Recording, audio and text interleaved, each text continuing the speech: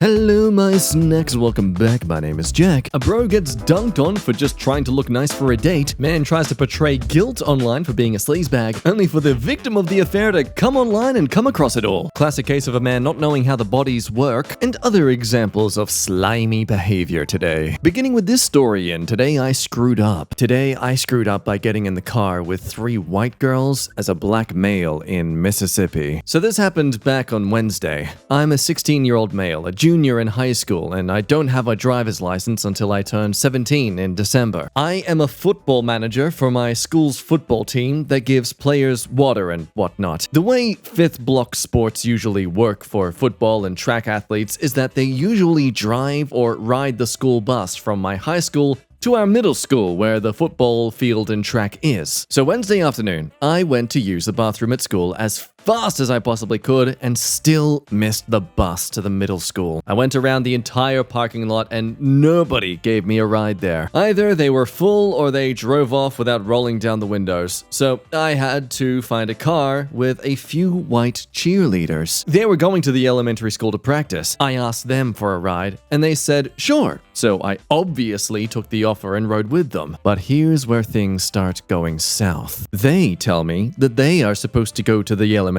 school and that they don't know if they are going to get in trouble for being late or not. So the girl on the back seat with me tells me that she is going to throw me under the bus a little. And I'm like, okay, cool. She calls her cheer coach, which is my second block teacher, and makes up an excuse that I got in the car and wouldn't get out because she didn't want to get in trouble and was nervous. The girl in the passenger seat then was recording me, but I didn't know, and posts it on her Snapchat private story. So later, after football practice, I go to Snapchat and look at a few stories, and there are multiple stories which people reposted the video, taking it completely out of context, and it makes me look like a weirdo jumping into random people's cars. Like, what the hell? What they don't understand and will never go through as white women is worrying about being falsely accused as a black man in Mississippi, which doesn't have a particularly positive history with black men and white women. If the wrong people see this video and call the police, I'm gonna be legally screwed. People taking the video out of context is what is really making me mad, and they're not willing to listen. I'm gonna have to heavily disagree with this last little paragraph here. They do understand what you'd be going through as a black man. They're not 12, they're not 10, they are 16. Sure, they may not have the wisdom to understand how to, be delicate about this sort of thing, even as a joke, but they still have the intellect to know it's wrong to do. This isn't ignorance, this is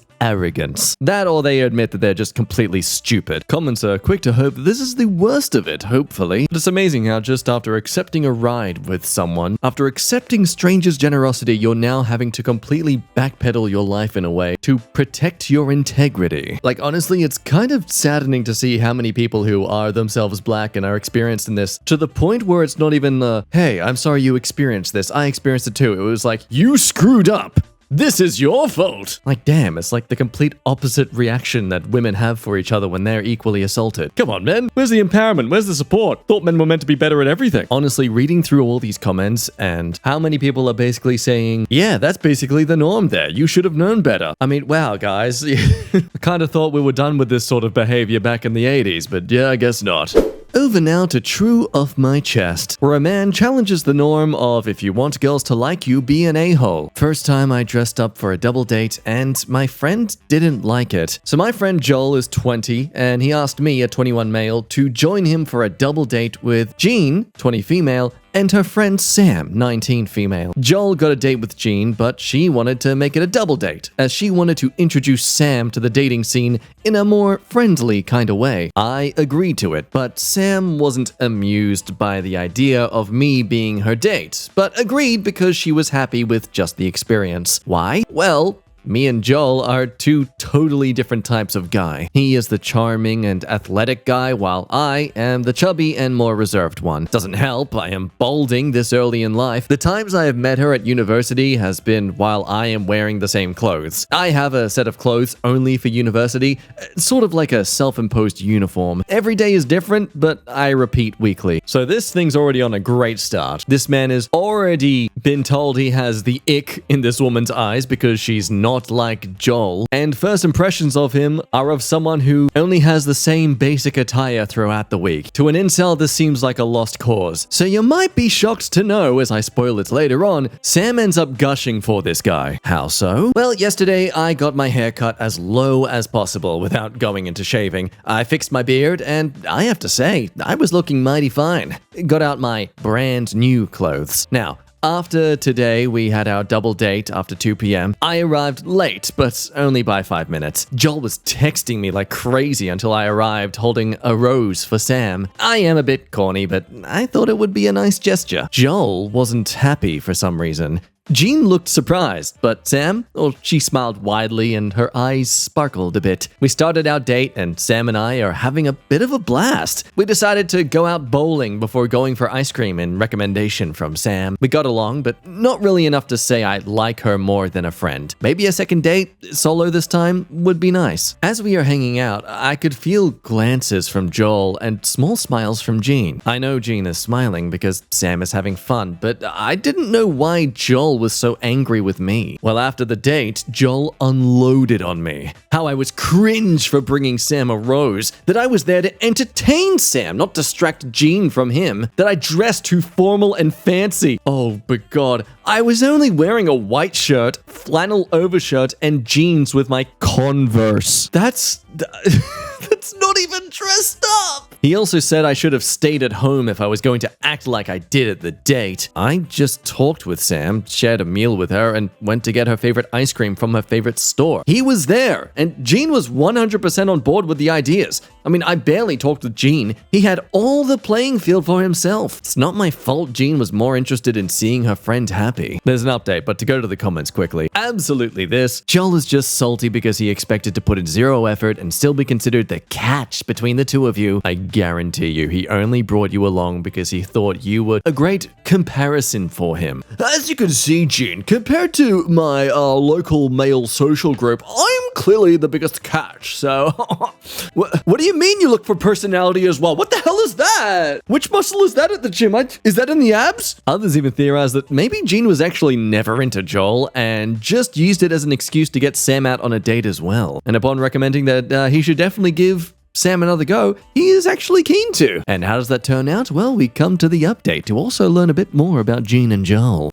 This update coming 2 weeks later. Let's start with my friend Joel. I explained to him what happened and how it made me feel, and he apologized. A bit of a forced apology, but it's been 2 weeks and he has actually changed a bit. I explained that he should be more attentive with his dates and took it to heart. He is still the same guy I know, but he at least tries to actually connect with his date. About Jean, well, not much. We started hanging out, but I don't know much about what happened with her and Joel, just that it didn't work out. I will take that. Now, Sam. Well, I asked her out for another date, this time a solo date, and she said yes with a big grin on her face. We went to the arcade and we had a blast, but maybe too much. That night, I returned to my apartment at 3 a.m. and exhausted. That was a night filled with firsts. With that said, we hit it off. I thought we wouldn't click, but after a few drinks at karaoke, really made her loosen up a bit, and we talked for about 3 hours in our second date. Had 2 more dates, and now are officially dating. I showed her my last post, and she was amused by all your replies.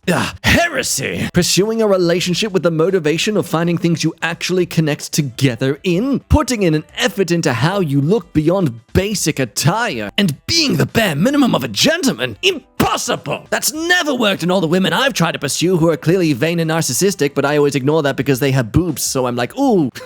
You're clearly an a-hole, but I'm too horny to notice that right now. That's you. That's you, man, who complains about women being too stuck up. That's you. This is what really kind of irks me about this sort of stuff, is that, like, the excuse some people will give about not doing these sort of things is because, oh, well, yeah, a man's having to put in all this effort to do this stuff just to get a maybe, or just so that he has to pay for a girl's free meal. Like, okay, then that just makes you the better person. You realize that, right? Like, in that situation, with you showing some effort, listening to your date, being respectful, valuing yourself, trying to look nice, trying to impress them, and they be sleazy enough to, like, be stubborn or stuck up and think you're low value despite all these things, they come across as the loser in that scenario. By you not bothering to put in this effort, you're just admitting you're afraid to put in this effort because you're afraid to be treated like that despite trying. And further admitting, or at least taking to heart, their completely egotistical opinion about themselves. Look, I guess this isn't a purely slimy person story because Joel actually learned his lesson and is hopefully trying to be a better person now, but my point still stands, I think. Unless you have another point to make yourselves, let me know.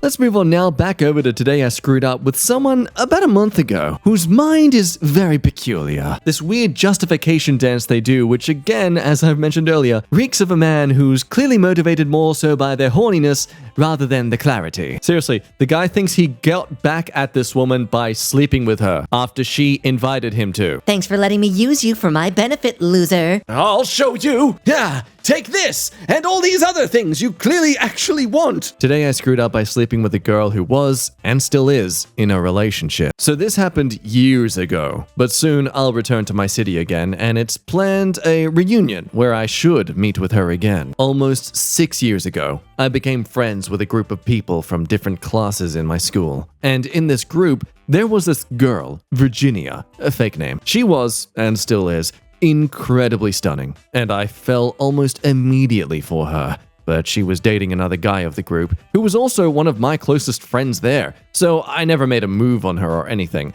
I just tried to move on. But then, the following year, they broke up, and some members of that group had started to hang out without the others. Pretty much like with every other group of friends during high school, the group split up. Me and Virginia started to hang out with some of our friends from other groups of friends, and started to grow close. Until that summer, we kissed and started to date. I felt incredibly good, but suddenly, she disappeared out of the blue. And a few days later, my best friend, who is also a close friend of Virginia, we'll call her Claire, told me she had a new boyfriend. And a few days later, her Instagram confirms it. I discovered that she had just used me, going out with me for people to see us and to show her old boyfriend that she could easily find someone else after he had dumped her. And she had lied to me about liking me, since, as she admitted to Claire, she never liked me, but thought I'd come in handy. We had a big fight, we stopped talking, then she came to me to apologize, but Claire told me that she did it only because she missed me having me around, and not because she felt sorry. Anyway, life got in between, and I moved to another distant city from mine for college, but I still came back for holidays. Luckily, my birthday came during one of these, and I met with all our group of friends for dinner. At dinner, she came to me and started to behave strangely, until, after dinner, she legitimately tried to arouse me, hoping that the others wouldn't notice. Spoiler, they did. Ugh. I had known from Claire that her relationship with her boyfriend was going bad in the previous months, but after I walked her home by the end of the evening, she told me that she was still dating him, but that he was just annoying me constantly. We arrived at her house, and she asked me if I wanted to go with her for a while, so she could have a smoke. Moral of the story, we ended up doing it on her balcony, with her saying that she was a sleut for doing that, but at the same time asking me to keep going. As for me, I was still mad at her for how she behaved with me, and I'm not gonna lie, she is still very beautiful, so I thought that this was the best chance to get payback, and that after that, we'd be even. But now, I'm feeling bad for her boyfriend, who still loves her with all his heart and thinks she is loyal, even though it wasn't the first time that she had cheated on him with other men. But I think that this is not a justification for helping her doing it one more time. As I said, soon I'll have to meet with her probably, and it'd be the first time we meet after that happening. And I'm afraid things will get really awkward pretty fast, and she could even bring her boyfriend with her since Claire told me she brings him with her everywhere. So yeah, he's not exactly the sleaze the most here, or the slimy person. It's definitely the woman in this situation, but either way, man was so admittedly driven by his horniness for her than he was like actually, hey, should I maybe have a spine for myself? Nah, I need someone to touch my willy. Some would even argue that Claire herself is a terrible person because she's enabling this Virginia's behavior. I mean, you slept with a girl knowing she's in a relationship out of spite, and your way of getting back at her was what? To make her have a good time? Yeah, wow, good on you, mate. That the best thing he can do is literally just drop everything onto this boyfriend. What Virginia's doing, why you should be hated, and that Claire herself knows about this as well. Now remember, this happened years ago, and only now is he coming back to this all where he's possibly going to confront the boyfriend. So this boyfriend has been unaware of this for years. And what's this comment from a week ago? I'm certainly the guy in this thread. I used to say you seemed cool. I was told you guys never crossed any boundaries aside from being besties. I even mentioned likely days before it happened and plenty other times that I'm totally comfortable with your friendship. She's not a good manipulator. It's pretty easy to lie in someone who loves you's face for years and deny their intuition until they deny it themselves. No, I'm not this crazed or mad person who would destroy you, and I'm extremely patient. Misunderstood? For sure. People have always taken advantage of this, her being the dramatically lowest of it. And others have done me very poorly too even. I mean, this is psychopathy, covert narcissism, sociopathy, BPD, all that. I will not stoop to your levels on my life. Now, this is a long comment they make, so just to highlight the most important parts of what they're saying. I've been nothing but faithful, and anytime I'm doing mentally well, it was an issue. I haven't always been the most stable, but my life also hasn't been the easiest. Mostly because of her. Even now, things that were constantly annoying her about me were literally a number of best friends, loved ones, and family members dying almost all at once. I just lost another one, and you won't know. Grieving is annoying, apparently. She's a special kind of sick, and her ego would soar to even this thread, which I don't want to give her, especially when it's any information for this egomaniac self-proclaimed femme fatale. Get real. You guys all deserve each other. That whole group. You should rekindle and self-destruct. Pretend the world is burning around you while it's all of you destroying and scorching it. And 4 days later, they actually made themselves a post about the situation. Here to deliver part 2 because OP ran away when I found his post. They mentioned how they weren't even joined to Today I Screwed Up, the subreddit, but they are a Redditor. They just posted on a different account than their own to preserve anonymity. They have enough proof, but it's really a thing that's keeping them from healing. I called out this Virginia, and she just froze in her tracks. Didn't admit to it. But her tone deepened and she literally ran away, left, and then blocked me. Then unblocked me to say if I ever want to reach out to her, feel free. I've caught her before, but never have had this much evidence. Thanks to what I can only deem a really strong intuition bordering on some mystical type of mediumship ability I'm now accrediting it to, and of course, mere chance. Because yeah, that's the weirdest thing. This just popped up on their feed like a suggestion of a post, and he immediately connects it to himself. In referencing the deceased family and friends and how that was annoying her, that is the thing that really got me. Because this girl was annoyed by my grieving. I was annoying her because she was rolling her eyes and texting as I was describing my best friend and roommate who died, my other best friend, my mom's best friend, who was just murdered, and this goes on. She only stopped to ask, Do you think blank would have liked me? It led to her saying coldly, Honestly, you're stressing me out right now. she was probably very likely texting her new supply, the OP,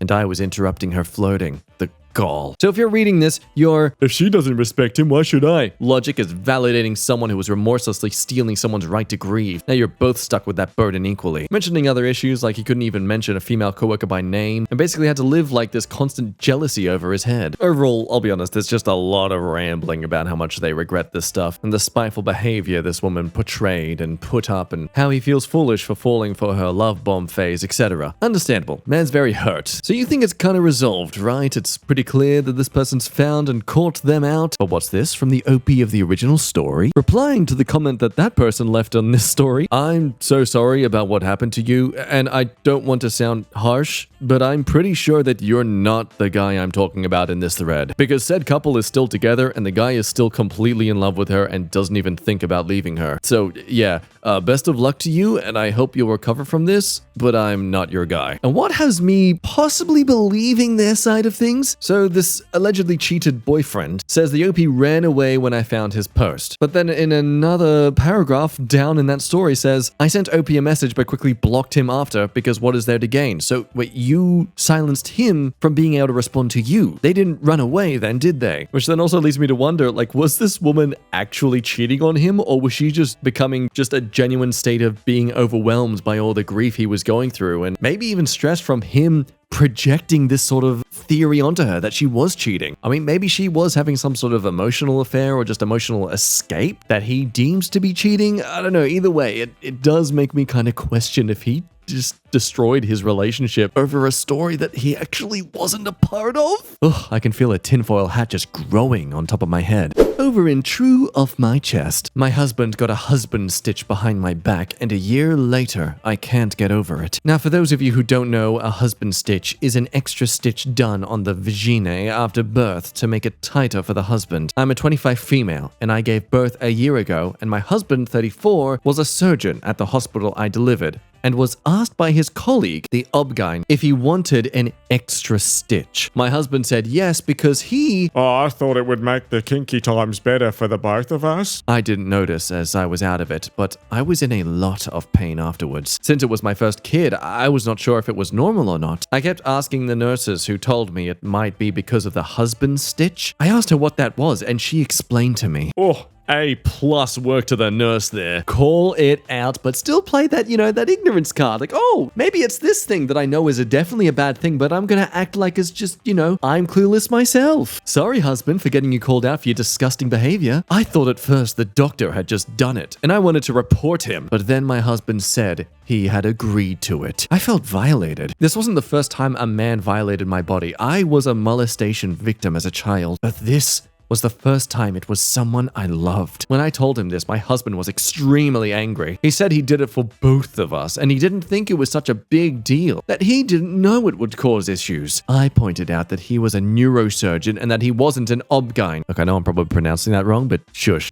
The fight got ugly. I screamed at him to get out, and in the end, I had to be sedated. I had the same reaction every time he tried to see me. For the whole time I was at the hospital, 3 weeks because of a slow recovery, I didn't see him. Now my son has turned a year old, and things between us are non-existent. I only talk to him about our son. We sleep in different rooms, and I don't let him so much as kiss me. He is extremely remorseful, especially as he saw how much it affected my recovery. He genuinely thought it was okay, as the college presented it as, it'll make kinky times better. But why would a tighter vagine feel better for women? That only feels good for men. He has asked for couples therapy, which I have refused. I have taken up freelancing, so I am making some of my own money, though my husband thinks I am doing that because I plan to leave him, as I was initially dependent on him. I mean, he's partially right. I don't see myself getting over this. I am no contact with my family, and I live in his country. I have no friends but his friends, no family but his. Everyone is on me to make things right. They say he was wrong, but I can't hold one mistake over his head. My current country isn't exactly known for women's rights. Femicide is more common here than you might think. I am also on a spouse visa. I can't leave him until my son is at least old enough to remember me, because if I leave, there is a 90% chance I will lose custody. What should I do in the meantime to make our relationship bearable? Now this one, I want to make it clear, I think the man is kind of gross and disgusting. Well, not kind of, definitely gross and disgusting for suggesting this and being totally on board with it. But assuming it isn't an excuse and a fabrication, he was apparently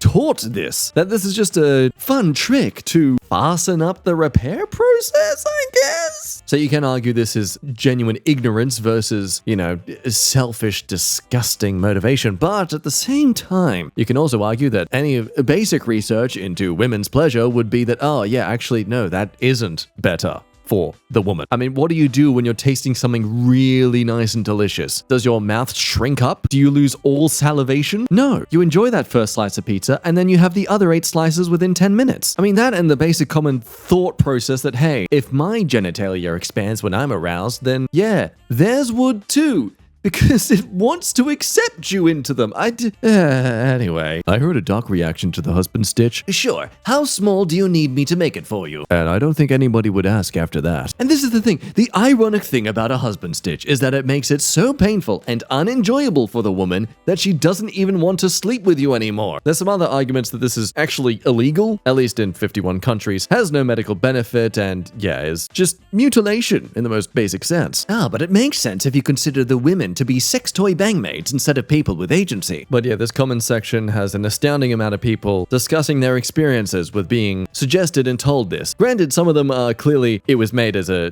joke with the wife also there and clearly coherent at the time to also find it funny, etc. But yeah, there's many others that, wow, it's insane that we live in a time and age where this is still considered fine. Well, okay, it's definitely considered illegal in a lot of places now, but you get my point. It's still a thing that people are actually suggesting in the medical field. Good on you, Canada. Good on you, ook. Next step is returning men all their foreskins.